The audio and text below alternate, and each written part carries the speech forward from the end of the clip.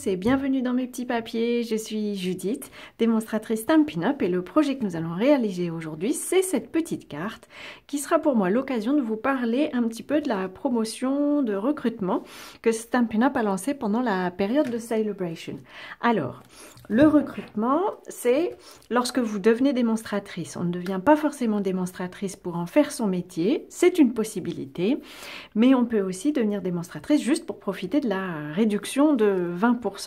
Si vous le faites, vous devrez acheter un kit de démarrage, qui est en fait plus une possibilité et une chance. Avec le kit de démarrage, pour un montant de 129 €, vous obtenez 175 € de produits. Et puis vous obtenez aussi, pendant Celebration, un set de tampons de votre choix, un lot comme celui-ci de papier, une sélection de papier de série design. Il y a quand même 48 feuilles, une sélection du mini catalogue printemps-été et de Celebration, et un mini coupe-papier comme celui-ci qui était très pratique. Il est parfait, il rentre dans une poche. Enfin, un sac, dirons-nous plus exactement, et il permet de dépanner quand vous avez des petites découpes à faire. Il est pratique aussi si vous vous lancez dans une carrière, je trouve, et un deuxième coupe-papier, c'est toujours pratique en atelier. On va l'utiliser pour faire notre petite carte. Ce projet-ci, je l'avais fait dans les tons roses. Pour le nouveau, je le fais plutôt dans les tons violets. Alors, le découpage pour placer cette petite dame mesure 9 cm que je coupe ici sur 5,25 cm. Découpe étrange, me direz-vous.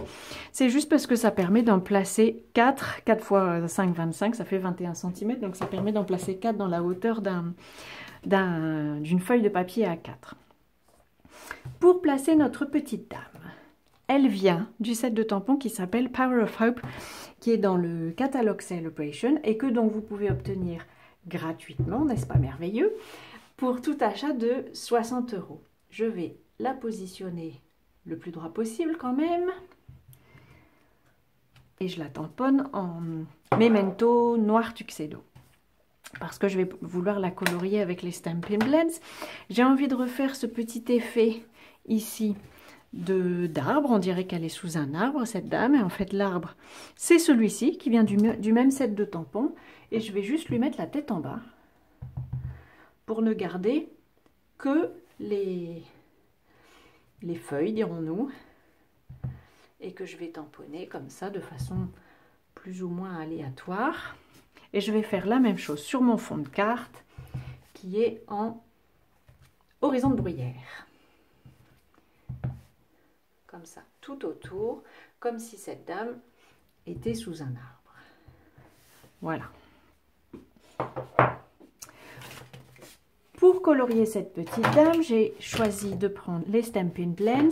J'aime bien les Stampin' Blends parce que même quand on n'est pas bon en coloriage, ce qui est mon cas, on obtient des résultats qui sont fort jolis parce qu'on ne voit pas les traces, les marques du coloriage. Je ne vais rien faire de bien compliqué. Je colore juste cette petite dame, et peut-être je vais utiliser la couleur un peu plus foncée pour marquer les plis et puis le bas de sa tunique, parce que a priori il va y avoir des ombres à cet endroit-là, et puis aussi ici. Et je vais faire la même chose vers le bas. Elle a quand même une très jolie robe, cette dame. Voilà, et je refais la même chose. Je pense qu'il va y avoir des ombres ici le long de sa ceinture. Et puis, si la lumière vient de ce côté-ci, il va y avoir de l'ombre aussi sur le côté.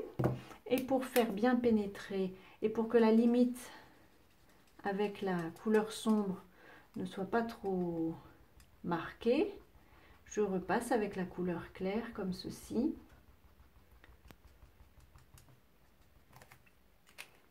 Pour l'estomper un petit peu. Je vais reprendre le plus clair. Voilà. Je vais aussi faire son ombrelle en pétales roses. J'ai envie d'une ombrelle un peu claire, fraîche. Et je ne cherche pas plus loin que ça. Je vais peut-être lui faire des cheveux. Alors, le nom de la couleur, c'est bronze. Un peu brun.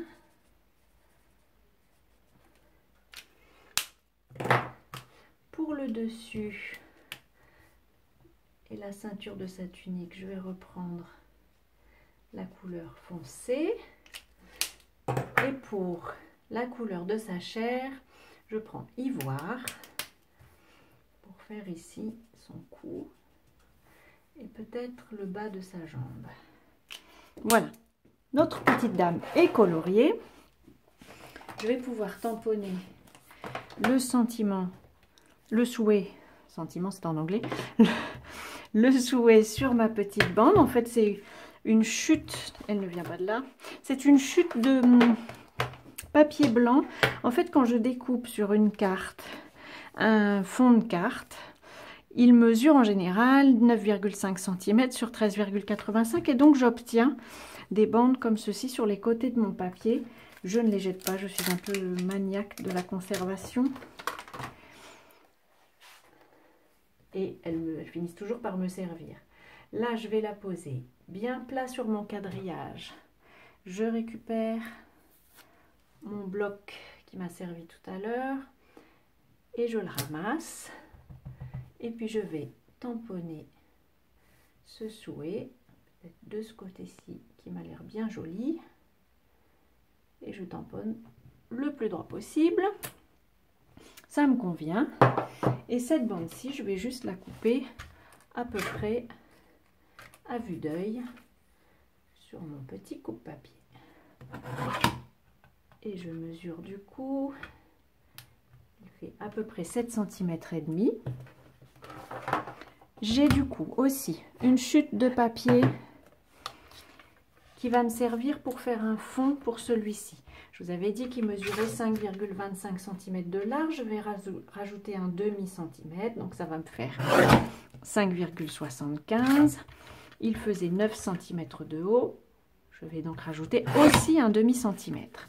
Ça va me faire un fond pour ma carte. Je vais pouvoir, maintenant que j'ai découpé mes étiquettes, je vous mettrai toutes les mesures sur le blog, bien entendu. Je les place au centre, celle-ci de la même manière.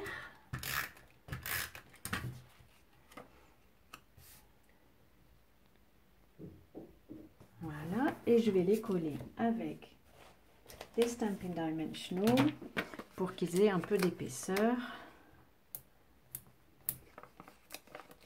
Je vais en mettre 6 parce que c'est quand même un grand panneau.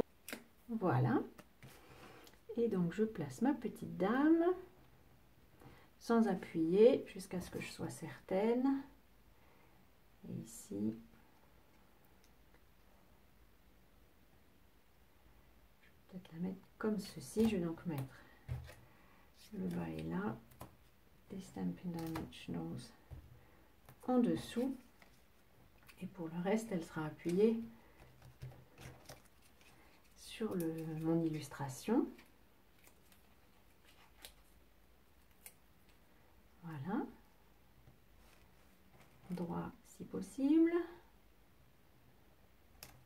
Voilà. Voici donc la copine de mon prototype. Ici, une petite carte d'encouragement qui n'a pas besoin qu'on lui rappelle qu'elle est la meilleure. Et puis, chaque jour est un nouveau départ. Je trouvais que le thème collait bien avec cette petite dame qui regarde vers l'avenir. Voilà, j'espère que ces petites cartes toutes simples qui conviennent dès qu'on a une jolie illustration vous plairont, vous auront plu en tout cas. Je vous souhaite, avant notre prochaine rencontre, de passer de belles journées créatives. N'hésitez pas à rejoindre mon site internet si vous voulez acheter des outils, des fournitures pour réaliser ces cartes ou pourquoi pas rejoindre mon équipe, vous serez les bienvenus. Et je vous souhaite, avant notre prochaine rencontre, de passer de belles journées créatives. À bientôt!